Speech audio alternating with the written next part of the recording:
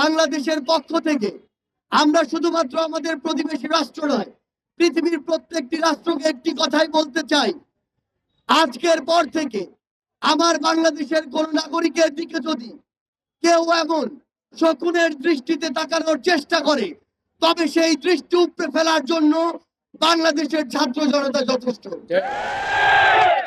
আমরা আজকে এই মার্চ ফর ফেলানির পক্ষ থেকে শুধু একটি কথাই বলতে চাই, আর যদি আমার কোনো ভাই কিংবা আমার কোনো বোন আমাদের ওই সীমান্তে ওই তারকাটায় তাদের লাশ ঝুলে থাকে, তবে আমাদের আজকের যে মার্চ ফর ফেলানি, সেই মার্চ ফর ফেলানি ওই তারকাটাকে উদ্দেশ্য করে মার্চ করবে।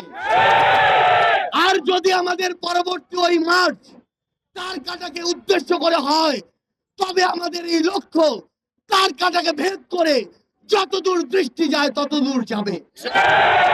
আমাদের বাংলাদেশের যত নাগরিককে ওই সীমান্তে লাশ করা হয়েছে, তাদের বিচার আন্তর্জাতিক ট্রাইব্যুনালে করতে হবে।